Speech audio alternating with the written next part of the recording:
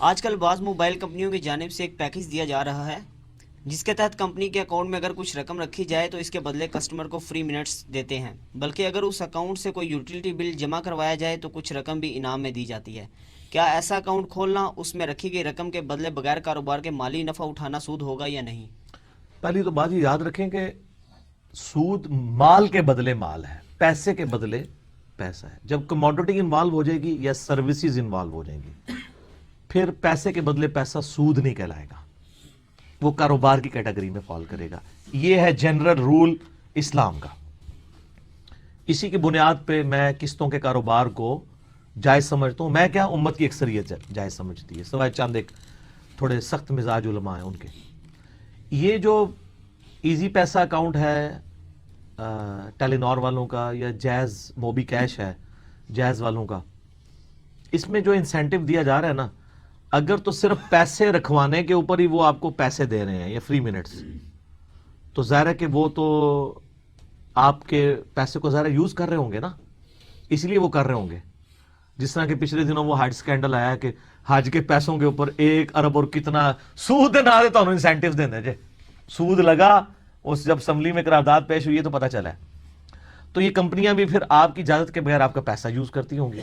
اس پیسے کے بدلے جب آپ کو وہ پیسہ دیں گی، یا تو وہ آپ کے ساتھ طے کر لینا کہ ہمیں جب پروفٹ ہوگا تو پھر ہر دفعہ ڈیفرنٹ ان کو پھر دینا پڑے گا، وہ پروفٹ کی شرح دیں، نہ کہ فکس کر لیں کہ جو 1000 روپے رکھائے گا اس کو 50 روپے دیں گے۔ نہیں، وہ کہیں جی 1000 روپے جو رکھوائے گا ہم اس 1000 کو کاروبار میں لگائیں گے، اگر ہمیں 100 کا پروفٹ ہوا تو آپ کو 50 دیں گے، اگر اگلی دفعہ 200 کا ہوا تو ہم آپ کو 100 دے دیں گے، اور اس سے اگلی دفعہ اگر 20 روپے ہوا تو آپ کو 10 روپے دیں گے۔ تو اس طرح کا تو حساب کسی نے نہیں رکھا ہوا، تو ظاہر ہے پھر یہ سود کے اندر چلی جائے گی چیز۔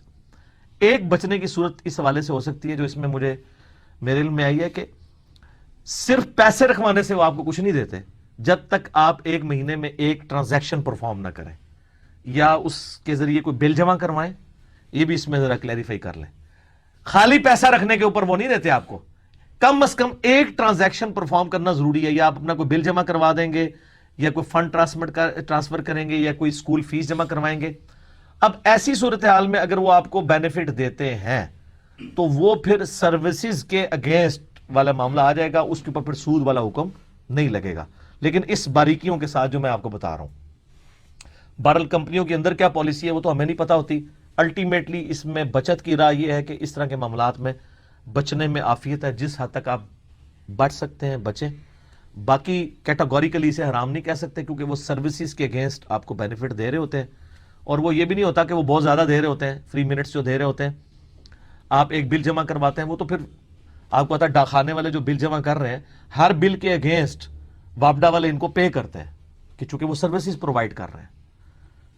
اسی طریقے سے وہ جو وابڈا والے ان کو پے کر رہے ہیں، اسی پے کیے ہوئے میں سے اگر آپ کو کوئی دے دے تو حلال ہوگا۔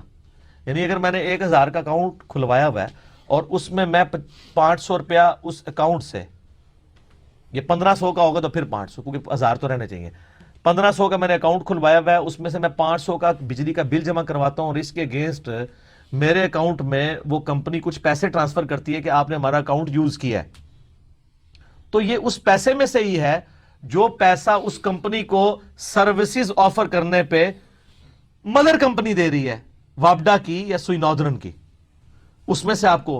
تو سروسز جہاں پہ انوالو ہو جاتی ہیں نا، یہ اکثر لوگ کہتے ہیں پراپرٹی ڈیلر کا کاروبار حلال ہے یا حرام ہے، وہ محنت تو کوئی نہیں کرتا، تو محنت نہیں کرتا بیچارہ، کتنا کھپتا رہتا ہے، سروسز ہے نا۔ یہ تو نہیں ہے کہ وہ زمین کو اٹھا کے سر پہ پھیرے گا تو پھر ہی ہوگا۔ آپ سلیپنگ پارٹنر بھی ہو سکتے ہیں، کئی صحابہ کرام، بخاری مسلم میں آتا ہے، سلیپنگ پارٹنر تھے۔ زمینیں یعنی صحابہ کرام کی ہوتی تھیں، یہودی بٹائی پہ کام کرتے تھے اور اس کے بعد پروفٹ کو اس اعتبار سے تقسیم کرتے تھے۔ لیکن اس میں پھر یہ ہوتا ہے کہ نقصان اگر ہو جائے گا نا تو نقصان ٹوٹلی اس نے برداشت کرنا ہے جس کی زمین ہے۔ آپ کسان پہ نہیں آپ نقصان ڈال سکتے، کیوں؟ کسان کی محنت ضائع ہوئی ہے، اس کے پلے تو پہلے بھی زمین کوئی نہیں تھی، اب اس پہ آپ نقصان ڈالیں گے۔ تو اسلام کہتا ہے کہ کسان کی محنت ضائع ہوگی، آپ کا مال ضائع ہوگا۔ یہ نہیں ہے کہ نقصان ہوا ہے تو آدھا کسان اٹھائے گا، تو کسان نے تو بیچارے نے محنت کی ہے نا، آگے فصل کو کیڑا لگ گیا یا کوئی ایسا ہو گیا وہ نہیں کرے گا، وہ تو بیچارہ پہلے ہی پسا ہوا طبقہ ہے، تو اس کے اوپر آپ کس طریقے سے اس طریقے سے کریں گے؟ تو کاروبار جتنے بھی ہیں نا، اب ہم سے تو لوگ سوال پوچھتے ہیں، بیسیکلی یہ تو کوسچن پرائم منسٹر کی طرف سے آنا چاہیے کہ جی میرے ملک میں یہ ہو رہا ہے تو مجھے ایز این ایکسپرٹ اوپینین بتایا جائے کتاب و سنت کے دلائل میں کون سی چیز سود کے اندر جا رہی ہے کون سی نہیں جا رہی. یہ پرائم منسٹر کا کام ہے نا, فائنانس منسٹر کا کام ہے نا کہ ان چیزوں کو کنٹرول کرے, یا بینکوں کو جو کنٹرول کرنے والی اتھارٹیز ہیں ان کا کام ہے نا کہ وہ کوئی ایسا کاروبار نہ شروع ہو جائے جس کے اندر یہ سود والے معاملات شروع ہو جائیں. یہ بھی نہیں ہونا چاہیے. تو اسی طریقے سے آپ دیکھ لیں وہ ایڈوانس بھی لوگ منگوا لیتے ہیں. اب اس میں بھی دیکھنے کی ضرورت ہے کہ وہ جو ایڈوانس انہوں نے بھیجا ہے وہ اس کو کس طریقے سے اس کے اوپر چارجز لگا رہے ہیں. اگر تو اس کے اندر سروس کو انوالو کر رہے ہیں پھر ظاہر ہے وہ پیسے کے بدلے پیسہ نہیں ہوگا, وہ پھر آپ کو قسطوں والے کاروبار میں ہی آ جائے گا. قسطوں میں بھی اگر آپ کی قیمت کسی موٹر بائک کی 60,000 روپے ہے, قسطوں میں آپ کو 70,000 کا ملتا ہے تو ٹھیک ہے, منی اگینسٹ گڈز ہے, وہ پیسے کے بدلے پیسہ نہیں. لیکن اس میں آپ کو بتا دوں آج کل ایک جو چکر شروع ہوا ہے کتے کو حلال کرنے کے لیے, جیسے وہ ہلالے نکالے ہوئے ہیں نا, موٹر سائیکلوں کے ہلالے بھی ہو رہے ہیں. وہ کیا کرتے ہیں, وہ ڈاؤن پیمنٹ دے کے نا تھوڑی سی ایک نیا موٹر سائیکل نکلواتے ہیں, شام کو آگے اسی کمپنی کو بیچ کے چلے جاتے ہیں کم پیسوں میں. تو ان کو چونکہ پیسے چاہیے ہوتے ہیں, تو سر یہ والا جو کاروبار ہے یہ حرام ہے. یہ تو اسی طریقے سے کہ آپ کسی عورت کے ساتھ نکاح اس لیے کر رہے ہیں کہ ایک دن کے بعد میں اسے طلاق دے دوں گا تاکہ وہ اپنے پرانے خاوند کی طرف واپس چلی جائے. یہ پری پلانڈ ہو رہا ہے نا. ہاں اگر یہ بائی چانس ہو جائے کہ آپ نے موٹر سائیکل نکلوایا تھا اس کے بعد آپ کو بیچنا پڑ گیا, آپ نے اس کمپنی کو کسی اور کمپنی کو بھیجا, وہ تو ٹھیک ہے. یہ تو جان بوجھ کے آپ کان ایسے پکڑنے کی کوشش کر رہے ہیں. یہ بھی اکثر لوگ سوال پوچھ رہے ہوتے ہیں, یہ بھی اسی کیٹیگری میں فال کرے گا, سود کی کیٹیگری میں. تو ان چیزوں میں اگر پرائم منسٹر انوالو ہوں, فائنانس منسٹر انوالو ہوں, پھر ان کمپنیوں کو روکا جا سکتا ہے. ہم لوگ تو چیخ ہی سکتے ہیں, لوگوں کو بس اس کے اوپر ابھار سکتے ہیں کہ لوگ ان چیزوں کو اوائڈ کریں. تو یہ میں نے آپ کو ایک جنرل رولز بتا دیے ہیں. اسپیسیفکلی ہر بندے کے سوال کا جواب انہی چیزوں کے ساتھ نہیں دینا ہوتا. آپ جنرل رولز سامنے رکھیں کہ پیسے کے بدلے پیسہ نہیں ہونا چاہیے. اگر سروسز انوالو ہو جاتی ہیں یا کموڈٹی انوالو ہو جاتی ہے پھر وہ سود نہیں رہے گا. اور پھر اس میں یہ بھی ہونا چاہیے کہ پروفٹ کی جو مقدار ہے وہ آپ کی انویسٹمنٹ کے پوائنٹ آف ویو سے نہیں ہونی چاہیے طے پرسنٹیج میں, بلکہ اس انویسٹمنٹ کے اگینسٹ جو پروفٹ ہو رہا ہے اس کے اوپر ہونی چاہیے. یہ نہیں کہ میں نے آپ کو کہا جی یہ ₹1,00,000 لے لو, مہینے کا مجھے 300 دے دو, حرام ہے. یہ ₹1,00,000 لے لو, کاروبار لگاؤ, کاروبار میں اس کا جو پروفٹ ہو اس کا آدھا مجھے دے دینا, حلال ہے, چاہے وہ ₹3 ملے یا ₹3,000 ملے. کیوں؟ اسلام کہتا ہے ظلم نہیں کرنا. وہ ڈوب بھی تو سکتا ہے اس کا پیسہ, آپ نے اس کو پابند کیا ہوا ہے. البتہ اس کی ایک دوسری شکل بھی ہے, وہ ہے کرایہ. لیکن کرائے پہ پیسہ نہیں آپ کرائے پہ دے سکتے. کیوں؟ پیسے کے بدلے پیسہ سود ہے. ایک بندہ چنگچی کرائے پہ کسی ڈرائیور کو دیتا ہے کہ یہ میری چنگچی ہے, چلاؤ, مجھے ₹300 روزانہ چاہیے اس سے. تم بے شک 500 کماؤ, 1000 کماؤ, چاہے 100 کی دیہڑ لگاؤ, مجھے 300 چاہیے. یہ سود نہیں ہوگا کیونکہ چنگچی کی کموڈٹی انوالو ہوگی. آپ 50 لاکھ کا مکان کسی کو کرائے پہ دیتے ہیں اور اس سے ₹50,000 مہینے کا کرایہ لیتے ہیں, حلال ہے. لیکن آپ 50 لاکھ روپے کسی کو دیتے ہیں, ₹50 بھی لیتے ہیں, حرام ہے. اللہ نے جب یہ بات کی ہے نا کہ یہ کہتے ہیں جی سود بھی تو کاروبار ہی کی طرح ہے کہ 50 لاکھ کا مکان دے کے 50,000 کا کرایہ حلال, اور 50 لاکھ روپے دے کے ₹50 دینا بھی حرام. کیوں؟ تو اللہ نے فرمایا اس لیے کہ اللہ تعالیٰ سود کو حرام کرتا ہے اور کاروبار کو حلال کرتا ہے. جاؤ, ڈیسیژن ہے. حکمتیں بعد میں الگ ہے لیکن یہ رول ہے. لا يسأل عما يفعل وهم يسألون. اللہ کو نہیں کوئی پوچھ سکتا کہ جی یہ کیا ہے کہ ایک عورت جس کا آپ پوری زندگی خیال بھی رکھیں, اس کے بچوں کا بھی تربیت کا رکھیں, لیکن آپ نے اس سے ایجاب و قبول نہیں کیا, وہ آپ کے لیے حرام ہے. اور وہی عورت 2 جملے آپ کے ساتھ بول کے حق مہر کے عوض حلال ہو جاتی ہے. آگے پیچھے تو سب سیم ہے کیونکہ وہ اللہ نے نکاح کو حلال کیا اور زنا کو حرام کیا. تو یہ شرعی پابندی ہے, حکمتیں ہیں. اللہ تعالیٰ نے پارہ نمبر 28 میں فرمایا کہ ایسا نہ ہو کہ دولت صرف امیروں میں گھومتی رہے. اللہ تعالیٰ کاروبار کو پروموٹ اس لیے کرتا ہے تاکہ پیسہ رننگ میں آئے اور اس کی وجہ سے لوگوں کا روزگار کھلے اور کاروبار حلال. مثلا ایک بندہ نے 10 لاکھ روپے کی, اگر اب تو 10 لاکھ پرانی بات ہوگی, اب تو 25-30 لاکھ کی گاڑی وہ لے کے چڑھائے گا رینٹ کار کے اوپر, تو اس کے ذریعے ایک ڈرائیور کا کاروبار بھی کھلے گا, گاڑی کی وجہ سے پیٹرول ڈلے گا, ڈینٹنگ پینٹنگ والے کا بھی مسئلہ ہوگا, آئل چینج کرنے والے کو بھی کاروبار ملے گا, ٹائر چینج کرنے والے کو بھی, کتنے لوگوں کا روزگار کھلے گا.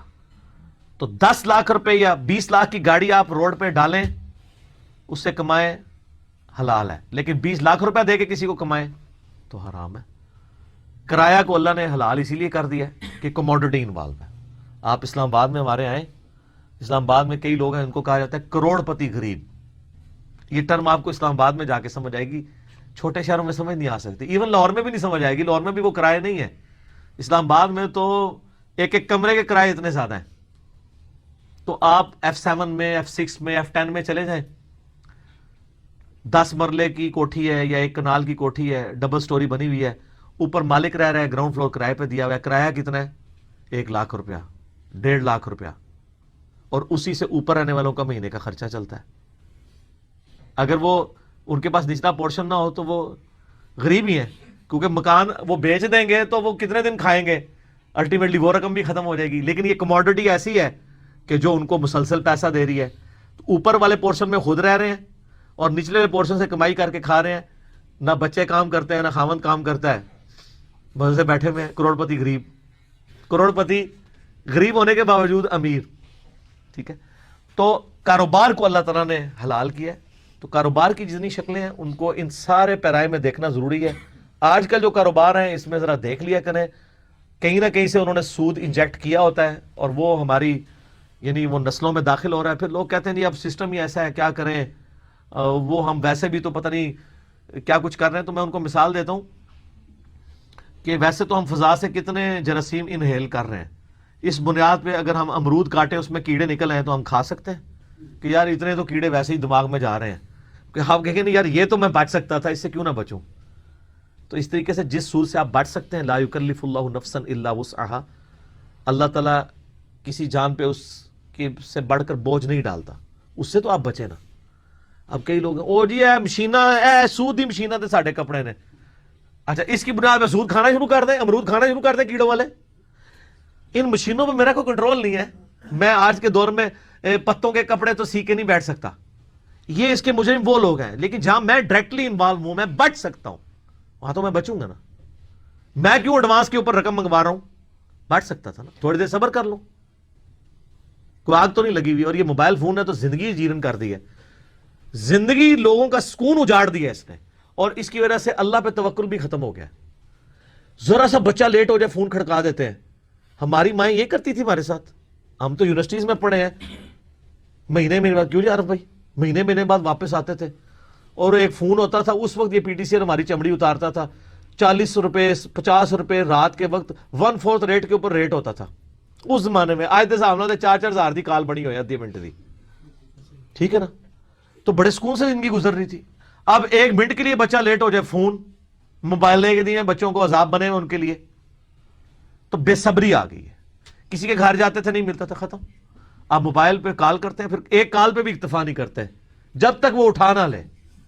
سر یہ اذیت دینا ہے۔ اگر آپ کو گھر میں 3 دفعہ زیادہ دستک کی اجازت نہیں ہے نا، تو سر موبائل پہ بھی آپ صرف 1 دفعہ ہی بیل کر سکتے ہیں، کیونکہ 1 دفعہ میں 3 سے زیادہ دفعہ دستک ہوتی ہے۔ ٹرین اے نہ کو 3 کالاں پوریاں، وہ تو سر 50 جا کے دستاں انہوں بڑھن گیا، بس ایک کر دی، اس میں تو فوراً مس بیل آ جائے گی۔